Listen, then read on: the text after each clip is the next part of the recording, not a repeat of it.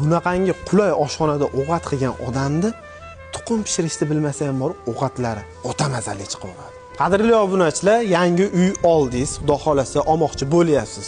Birinchi o'rinda e'tibor beradigan narsangiz bu mebellar to'plami.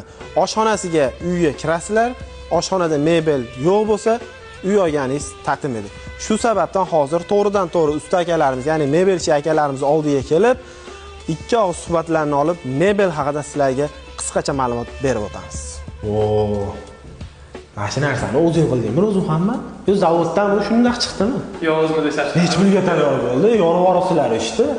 Xo'p, Muslimbek, bu oshxona mebelimiz 3000 dollarga tayyor bo'ldi. 3000 dollarga tayyor bo'ldi. Misol uchun 3000 dollarda pastdeklarni qilaverasizlarmi yo faqat 3000 dollardan tevasini olasizlarmi? Yo'q, sifatiga qarab ancha arzon bo'lishi ham mumkin. Hammaning talabi har xil bo'ladi. Qulayliklari shaxsan menga yoqdi. Yana bitta narsa meni jalb qilgan narsa bu rangida. Hozir bu zavoddan kelayotgan bu materiallar rangi shunaqa bo'lib kelyapmi yo o'zing birorta misol uchun buni ranglarimiz xillari juda ham ko'p. Interyer qismiga moslab ranglarni xohlagan ranglarda qabul qilib tayyorlab berishimiz mumkin bo'ladi.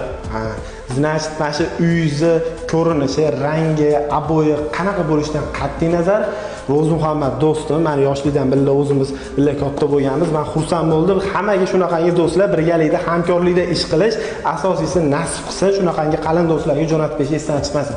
Endi o'zimiz mavzuga qaytadigan bo'lsak, ko'rib turganlaringiz bu kuxunni garniturimiz 3000 dollarga tayyor bo'lgan ekan. Endi bundan odamlarning talabiga qarab turib, narx borasida, mana bu detallari borasida bemalol o'zlari bilan kelishuv asosida bitkazishlaring mumkin ekan.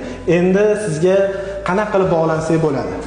Xo'p, bizga shu Instagram yoki o'zimiz Telegram orqali bog'lanishga mumkin bo'ladi. Shaxsiy o'zingiz raqamingizni pastda yozib qoldirib qo'yamiz. Bemalol bevosita bizni ko'rib turgan obunachilarimiz, bizda ham xudo xolasa yangi uy olayotganlar, uyga nima deydi, garnitur qilmoqchi bo'lganlar, nafaqat oshxona balki yotoqxona, bolajonlar uchun barchasini bitkazib beradigan ustamiz, 30 yillik tajribaga ega ustozoda usta mana shu do'stimga sizlarga ishlarini tavsiya qilaman. Bemalol o'zlaring misol uchun gaplashib, ishlaring, bitkazishlaring mumkin.